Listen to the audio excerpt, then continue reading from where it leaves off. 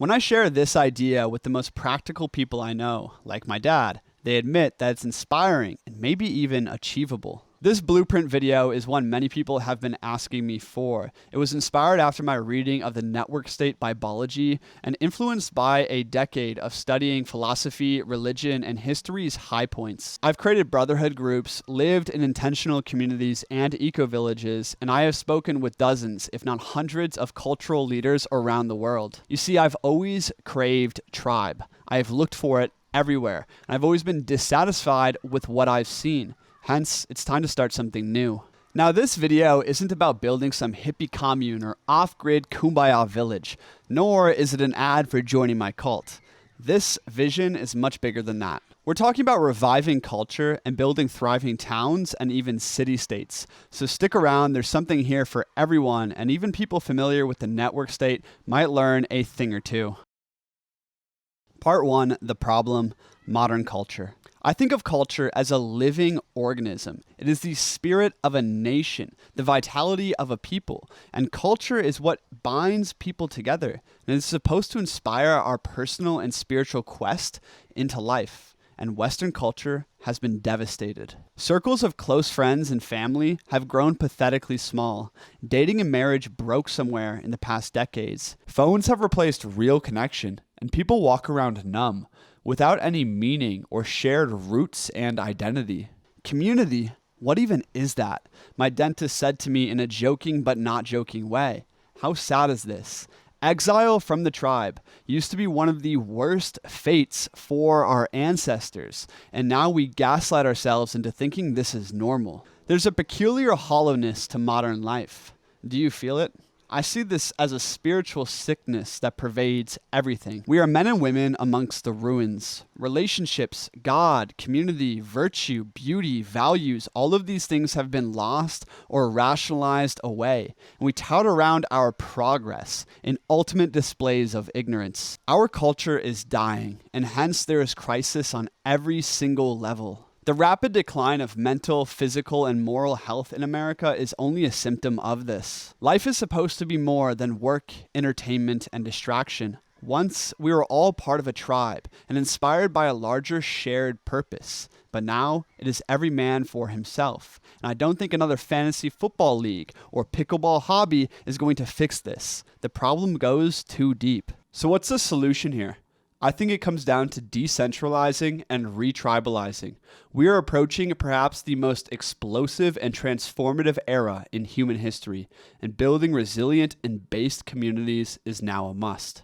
If this is something you are passionate about, I invite you to our ReTribalize network and mastermind. It's a free community. There's a link below to come join the conversation.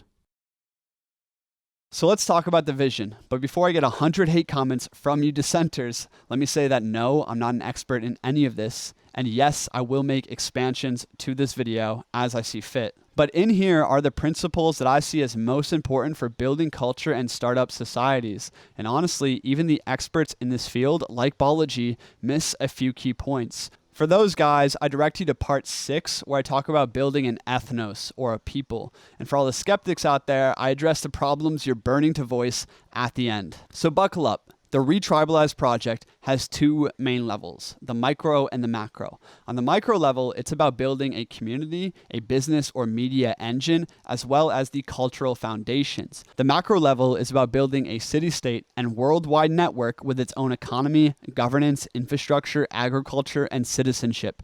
Essentially, a state with many outposts of highly aligned communities. Obviously, we need to focus on the micro to get to the macro, and thankfully, this larger vision has thousands of brilliant minds working on it and the myriad of problems, and this makes me hopeful that we could pioneer a new paradigm. Also, destiny and timing is on our side. Heraclitus once said, change is the result of strife and necessity, and the strife and necessity, as well as the opportunity, are coming to a boiling point. It's so evident to me that this dream of ReTribalizing isn't just a wishful fantasy. It is a universal cosmic impulse trying to manifest. There's a roll call out from God, or the cosmic intelligence, whatever you want to call it, that is asking for leaders to step up and figure some shit out. Most people I speak to through this channel all have the same dream and similar visions. How crazy is that? They all want to build culture and community in some way. Now, there's a million different angles, approaches, and ways to skin this cat. Some people want a small off-grid house and family, or maybe an eco-village with friends. Others want to get involved with tech startups in the tropics, or start running retreats in a wellness center. And the biggest dreamers and crypto entrepreneurs out there are talking about network states. For me, I want to help found a city and an international tribe. I don't just want an earth-centered commune or a vacation community. I want a brotherhood on a mission, and this just might be possible. Part 3, the macro vision, decentralization and network states. Decentralization has been humanity's norm for 98% of history. Villages, tribes, fiefs, and city-states like Athens and Ephesus dominated. The rise of empires and nation-states with millions of people is an anomaly, often prone to totalitarianism or collapse back into smaller units. Today, with the advent of the internet, cryptocurrency, global travel, and remote work, decentralization is becoming viable again. People are questioning why they live in disconnected cities instead of vibrant, self-governing communities built around shared values. Hell, even my normie aunts and uncles are starting to ask this question. Decentralized systems offer freedom, experimentation, and the chance to build high-functioning societies tailored to a specific vision. This is the case for what biology calls network states, using today's advanced technologies to build a new kind of nation. Ultimately, smaller voluntary governments solve countless issues. They foster stronger social identities and purpose, eliminate the corruption of sprawling bureaucracies, and allow individuals to align with communities that match their ideology and aspirations. I agree with Nietzsche and other philosophers that the city-state with thousands or tens of thousands of citizens is the ideal model for humans to live in, and now we get to put a modern twist on it. I see the macro high-level vision playing out in a couple different ways. The pure network state model starts as an online community with shared goals and ideals. Where most nations start with land and borders, the network state starts with minds and people, and over time it accumulates resources and crowdfunds land. Its aim is to create a decentralized nation with many hubs, where citizens can travel and live throughout the international network. These states begin and function like lean startups, growing around a team and a vision. They integrate blockchain and self-regulating systems so they can constantly adapt and evolve towards their ideal. Now, I love Balaji's work, but it's also written from a very intelligent, tech bro, digital nomad perspective. From what I understand, they want freedom and ideological alignment and cool tech projects, which I'm all for. But I think we need a lot more for humans to actually flourish. What we need is culture, and I'm aiming at high culture, not just economic freedom, tennis clubs, and vacation communities. Culture is built through prolonged interaction and commitment, not transience. It's built through cultivating a common spirit and an ethnos, or a group identity, which we'll talk about in Chapter 6. So instead of some loose confederation of nomads and online business owners, which the network states seem to be tailored towards, I want to start something different. My version starts with what I call Wolfpacks, highly aligned teams of leaders who start a small community and, yes, a business or economic project of some kind in real life. Building high-level relationships and resources at the beginning is the key. As the team builds their culture, skill, and uniqueness, they can meet and ally with other aligned groups. Ultimately, once there's enough small, highly capable teams, founders can get together under one larger banner to create a city-state that has many outposts but a central hub, kind of like how Athens had many small farms and villages surrounding it, except this time, our outposts will be around the world. This vision is very similar to the network state, but the emphasis is on creating an ethnos, a culture, and deep bonds, not just freedom. This dream seems pretty grandiose, right? Is it even possible? Well, let's talk about doing it on a small scale. Like all grand projects, it must be broken down into actionable steps and strategies. I see the micro level of this as building a community that revolves around a business and a cultural ideal. First, community. This is a problem for everyone in the West. The bottom line is we need to build our circles again with the aim of developing a village for raising children and the return of basic friendship. I see off-grid tiny home communities or eco-villages as a decent start here, but far from satisfactory. Second level is business/media. I'd actually start here. A shared mission or economic project fuels resources and camaraderie. Most existing communities lack this focus beyond farming, leaving members unaligned and transient. Real connection, especially among men, required shared challenges, frontiers, and opportunities. I see an economic engine or a media project as a foundation for a real thriving community. The third level is building actual culture and a larger network of tribes. And I encourage each community out there and each leader out there to aspire to something higher than just mere life, friendship, community, and business. These things don't actually have the juice to bind people together. I see a town or a city-state emerging in the not too distant future once a couple aligned teams unite around a larger vision. To demonstrate these 3 steps, I'll explain my vision to you. I want to build an academy and a martial arts farm, and I think there's massive potential here as higher education continues to degenerate into a left-wing corporate funnel. I know that I and many others would love to have a place for deep intellectual, spiritual, and physical training. So I want to start a holistic school with world-class teachers and a live-in community. This is how I see it playing out. Step 1 is building my social capital and online reach and inner circle. Number 2 is connecting with investors and other leaders, which I'm already doing. Step 3 is assembling a highly motivated team who are skilled in diverse areas. And people already doing similar things to this reach out to me on a weekly basis. So I'd probably unite with the best of them. And this is also a reason that you should probably start a YouTube channel too, is the greatest social filtering tool the world has ever seen. I've met some of my best friends and business partners through the internet. So if you're wanting to start your own YouTube channel and grow as a leader, I do invite you to my YouTube mastermind. I'm looking for 4 more cultural leaders to join us. So I'm just putting it out there. There's a link below to sign up. All right, back to the video. Step 4 is planning and building the academy. It's a holistic school and boot camp for training on all levels. I want to combine the rigor of higher education with disciplined martial arts, spirituality, and wellness, along with team events and festivals. A Hogwarts, so to speak, targeted at a niche demographic. I'm not going to give you all the details, but you get the picture.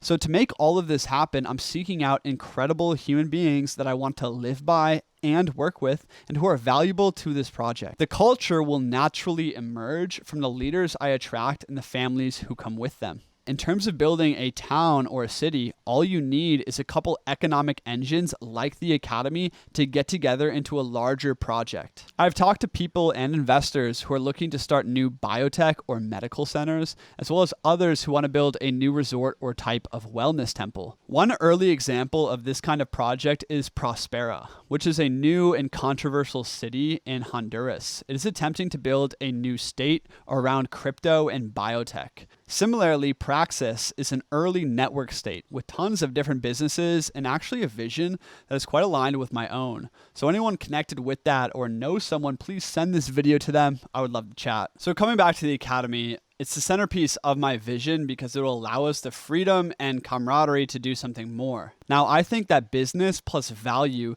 must be the main priority, especially at the beginning, because without it, you have no team and you'll have no sovereignty. Doing retreats in the tropics is another entry point that many people choose, although retreats these days are a dime a dozen unless you have a large audience and differentiation of some kind. I like what I've seen from Bioculture. It's a bunch of health chads living and breathing wellness retreats down in Central America, and they've taken yoga retreats to a whole different level, and their model seems to work in terms of building influence and community. Budokan is also a great model. I've only heard great things about the martial arts and human optimization school in Montana, and you can check out both of those for examples. But realize the business at the core of the community doesn't have to be associated with spirituality or wellness whatsoever. In fact, I think it's better to move away from that. AI, biotech, crypto, and content creation obviously have enormous potential and the benefit of online freedom. And most young people I know who are successful are either in tech or content creation. Another option is brick and mortar, and this is really interesting and probably the easiest starting point. I just talked to someone who's moving to a small town and starting a local trade shop there and hiring the locals.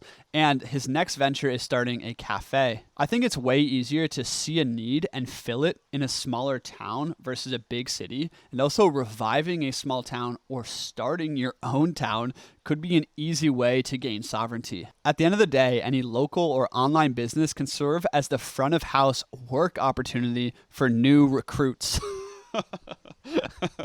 Sounds like we're starting some kind of secret society, which we might be. For example, the Osho cult of the 1980s used nightclubs, cafes, and spiritual meditation centers as the front of house operation for their sexual spiritual commune. So the bottom line is, whether you're starting a cult, a secret society, or a town and civilizational project, the founders must be entrepreneurial and or skilled in diverse areas. Starting a successful business has been 1,000 times harder than I thought it was going to be, so I couldn't imagine one of these projects. If you're not cut out for entrepreneurship, which I really don't recommend for 90% of people, I'd recommend gaining skills that will be valuable to the future tribes and cities. Building, engineering, science, medicine, agriculture, permaculture, media production, and all the things that make a society tick, they're important. So commit to your strengths, find the others, and the rest will work out.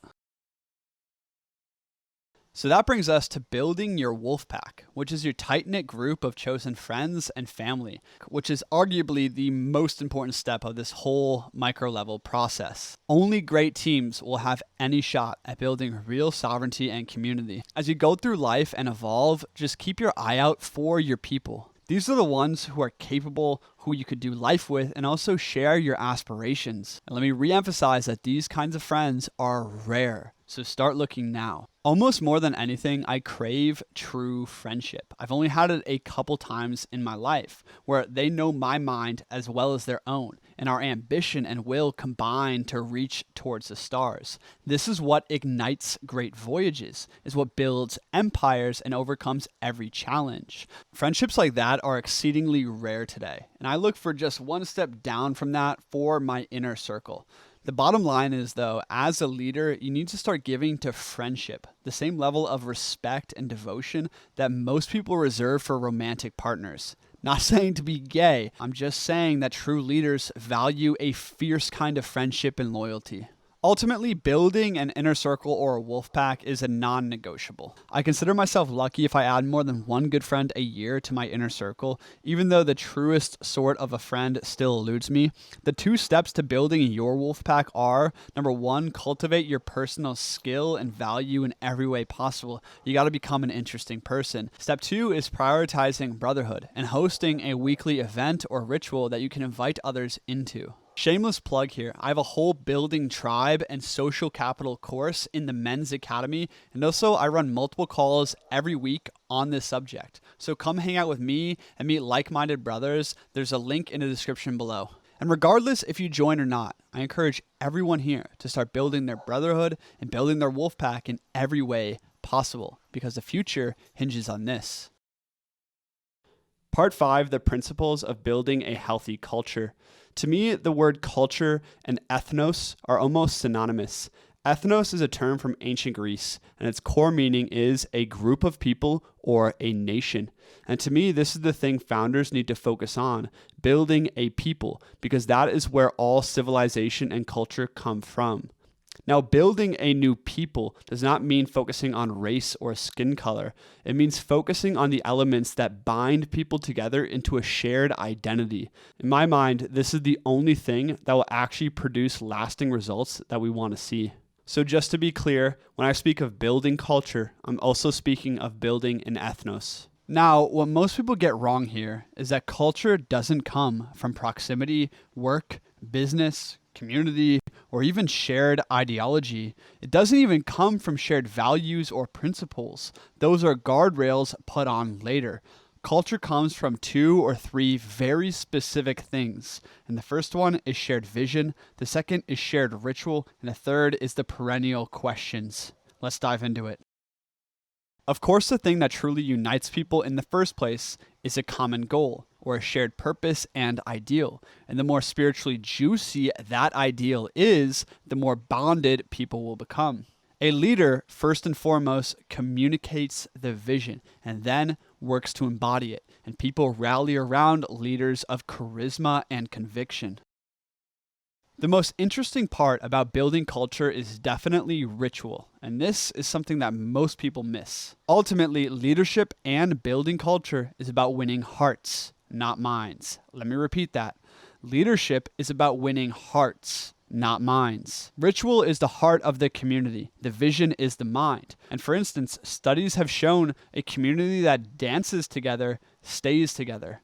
Getting in the body together, to dance, to celebrate, to pray, to express, to emote, to compete, to wrestle. These kinds of things help humans connect on a real and raw level. In fact, powerful shared experiences, or ritual, have always been the center of every healthy culture and society because it is what binds people together. And if you notice, this is what the West has totally lost. Trying to build a relationship or a family or a community solely on intellectual agreement or practical agreements is a hellscape doomed to failure. This is what the ideological dorks don't get. And based on my reading of the network state, the tech bros are missing this too. It's probably because they didn't spend their young 20s dancing their ass off at festivals, doing pagan rituals in the forest, meditating at ashrams, and competing in sports. Well, it's a good thing I did. And I learned a little bit from all that woo-woo stuff. Yes, constitutions and values are cool, but people need far more than rationality for actual bonding and investment. Us humans are not rational creatures who live by principles. We are deeply irrational creatures, driven by instincts and the unconscious mind. Hence, story, mythos, dance, music, and ritual are far more powerful than ideology for binding people together. These are what constitute the spirit behind a nation. And in the end, that spirit will manifest its own unique ideology and culture. This is what I mean when I say that culture is literally the manifestation of the God or the spirit of a people. Culture emerges downstream when kindred people get together on a shared mission and create shared experiences. And if you have enough shared experiences with your community, eventually your ideology will naturally align. That is my belief. Joseph Campbell once said something like, people aren't actually seeking the meaning of life. They're seeking a deeply meaningful experience of being alive. And I couldn't agree more. We need to implement these back into the center of community and the center of culture. And this, a shared ritual, is something leaders need to build into their week or month starting now and invite friends to join you. Even if it's just a sauna, a cold plunge, and some good old wrestling, having a ritualistic event is what breaks up the mundane and brings people together. And by the way, rituals can be inclusive of Christianity and paganism and any other religion, as we'll talk about in a few moments. But ultimately, culture comes from the way you lead your life, from the powerful experiences that you create to connect to something greater. So lead by example. After the first two pillars are in place, and that is vision and consistent shared experiences, we can move on to the perennial questions. And this forms the basis for a highly aligned value system. The perennial questions should be the focus of education, but now they sit dusty and forgotten. Questions like, what is death? How do you face death? What is a good life? How to live well? What is virtue? What is God? What is sacred? These questions don't have an immediate answer, hence they allow the mind to grapple with them and look at them from many different angles, and therefore study and explore many different philosophies. And I don't think we should rush to conclusions here or force our ideas on anyone else. But as a team, we should find a coherent way of relating to the perennial questions and thereby form the basis for an ideology. In every tribe or tradition, the people are united around a way of life or a ritual that answers these questions sufficiently. Hence, when we cast aside the big questions, you cast aside the binding force of culture, and you leave people adrift in this meaningless and absurd existence that doesn't answer why are you here, what is important, how to live a good life, what is death, and therefore people are lost and nihilistic. So asking and answering the perennial questions is really important for founders who are looking to build more than just a community, but use caution here. From my experience, it is best not to write your own holy book or try to create your own philosophy like Kant or Hegel or Heidegger. Like, screw that. Basically, form good insights around these questions that you can share and communicate to other people. But when you get into a team and when you get into a group, allow the group to answer these questions itself. Like, the truth will emerge if you're uniting good hearts and minds together. People are far too skeptical and independent to accept your philosophy or religion at face value, especially the leaders you want to attract. What you got to do is unite hearts and minds and then build an understanding together. Let's go a little deeper into religion and cults. The best example of decentralized communities and real-life civilizational projects are not the million diverse eco-villages or tech communities. It's the Mormons, Mennonites, and Jews that have been doing this shit for centuries. The Mormons founded their own city and took over an entire state in America. The Mennonites and Amish have their own culture, economy, education, and governance structures, and they're growing rapidly throughout the Americas. And then there's the Jews. They took over an entire nation after World War II. The thing that these groups have that the network state guys don't is they already have their own ethnos, or a people that gather in a shared way of life. But this is also something I think can be created, as we just discussed. The most interesting case study in my mind for ReTribalize projects is the Osho community, Rajneesh, formed around a spiritual leader and radical practices of liberation in the 1980s. It was the most explosive movement in recent memory and a proto-network state. The Osho community bought a 64,000-acre ranch, and in just 4 years, they built a small city, took over a town, and accumulated 7,000-plus residents, and operated with near total autonomy.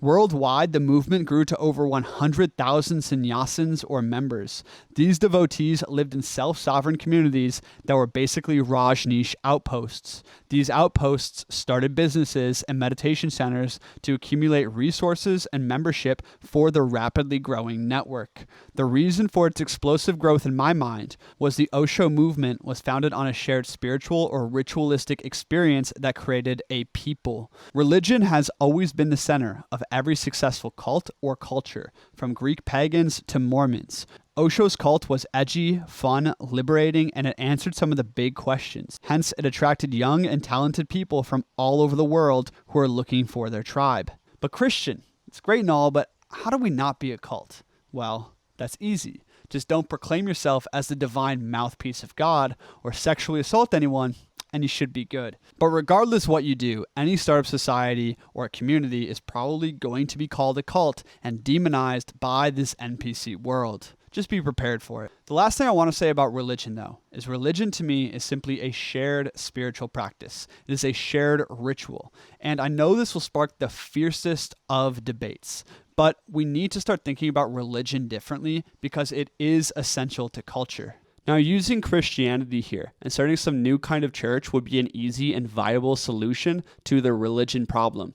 But for me and many younger, intelligent people, Christianity would need some massive renovations and even a new reformation to be suitable. Neo-paganism is also something a lot of people are pushing for, and both could work. To me, the perennial questions have perennial answers. These answers comprise a philosophy that underlies most world religions and esoteric teachings. The core idea is of transcendence, and many of my future videos will be covering this, but I believe the embodiment and exploration of transcendence can serve as a simpler secular philosophy that is compatible with all walks of faith. Spiritual practice can be so simple and not dogmatically enforced whatsoever. It's simply a way of meditation, of heroic action, of virtue, and a shared, maybe quarterly festival with the tribe that leaders just can create in their own lives. And I naturally do this with all of my friends, even though one is a Christian, another is a pagan, and the other is a Taoist. We come together and create powerful experiences of being alive that eventually do become ritualistic. Final principles that cross my mind when it comes to building healthy culture has everything to do with frontiers, citizenship, ownership, and asabya. I've discussed all of these very extensively on this channel, but I'll briefly mention them here. To attract loyalty and leaders, you need to increase the stake and meaning that people feel in the project. Hence, citizenship, ownership, borders and boundaries and frontiers must be well thought out and sacred. All of these videos are about these subjects, and at the end of this video, I'll link the playlist so you can watch them all.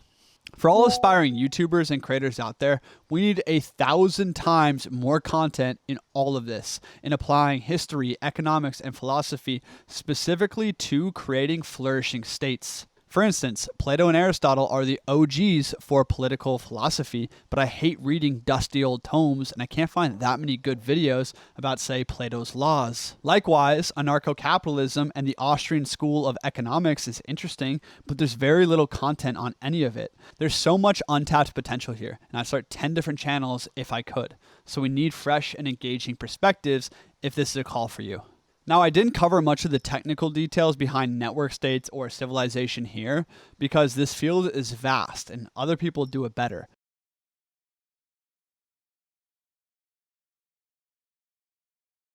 Personally, I'm not too concerned with the far-out issues like some are. I'm much more immediate in my thinking. How do we build a community, a village, and a business project now? So I want to first address the immediate problems before getting to the future problems. Number one is building the team. Success starts with finding the right people, aligned leaders, builders, and creators. The second problem is resources. Building a viable business or attracting investors is hard and it takes a lot of work. The third problem is food sovereignty, land development, zoning, legality, and taxes, all big hurdles but solvable. I know many people who are passionate about these fields. The fourth problem, and one of the most dangerous ones, is that most communities fail because of misalignment between leaders and/or sexual chaos. I've seen multiple communities fail and get ripped apart by a single woman who traded one leader for another, or by a man who just couldn't keep it in his pants. In fact, that's what started the Trojan War, no? The fifth problem we all must face is that the idea of a voluntary community has been dragged through the dirt for almost a century. Most communities I've seen are far too hippie-ish and or culty, or too political and utopian. All of that is a big turnoff. So be embodied, be badass, and be grounded. It's important to promote a higher vision that is not just returning to some kumbaya earth or transhumanist dream.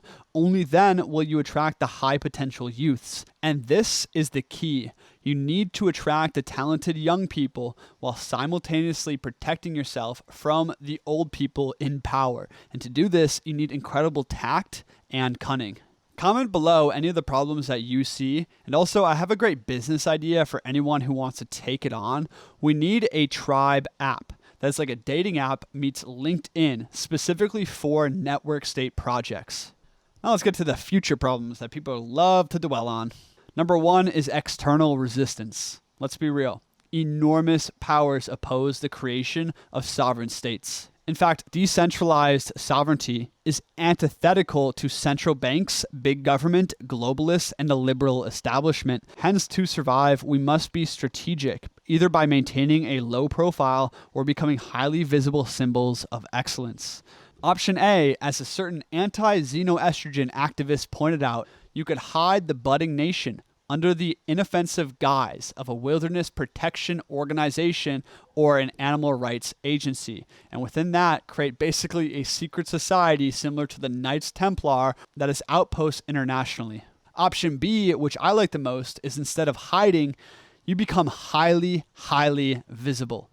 Basically attract influencers who broadcast everything. If you're not going to hide, you need to be top of mind when the attacks start coming. If the team is embodied with a great message and they broadcast to millions every day, even if they are called some Nazi death cult, they won't be able to be canceled. Furthermore, all the attacks will only serve to make the group more popular and even more appealing to talented young people. And this will be really important for the business model in general. Military protection is another big problem for the future. As Machiavelli pointed out, if you really want sovereignty, you can't rely on any other state for your protection. Prospera is learning this right now in Honduras. National powers change rapidly, and the globalist liberal machine loves to cancel and destroy. Things like a military and advanced weapon systems may be distasteful for some, but they are required to compete and be sovereign on an international level. But this probably won't happen in our lifetimes. Building advanced technologies requires manufacturing systems, centralization, and global supply chains. And I don't have the answers here,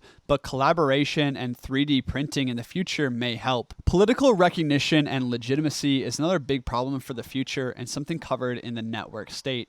I'm sure I'm missing a lot more here. Maybe you can comment something down below. But ultimately, I see all of these objections and future problems as little consequence in the grand scheme. Like starting any business or taking on any grand undertaking, there will always be 1,001 problems and even more doubters. Do you think the founding fathers of America, signing the Declaration of Independence, knew how they were going to defeat the British Empire and start their own country? It was the most unlikely long shot ever conceived of. But they and most other great people demonstrate that if you have vision, a good team, and relentless pursuit, anything is possible. Right now, I believe that we need leaders more than ever. People who are awake to this turning of the age and capable of doing something about it. First, men and women must liberate themselves and learn to stand upright and alone, and then help a tribe stand up around them. And together, we just might incarnate a new living symbol of what life could be. I've been working on this blueprint for months, and if you got value out of it, I would really appreciate if you shared it with a friend. And also, extra points if you tag Balaji, tag Praxis, or tag other network state visionaries on X with this video. It would really help connect us and bring that vision one step closer. So thanks for your support. And also, if you want to sit with me in weekly calls, build a better relationship with me and like-minded brothers, there's links for the YouTube Mastermind as well as the Men's Academy below. I'll see you in there. And finally, as promised, here's the playlist about retribalizing and building culture. Thanks for being here. This is Wisdom Warriors. My name is Christian. Peace.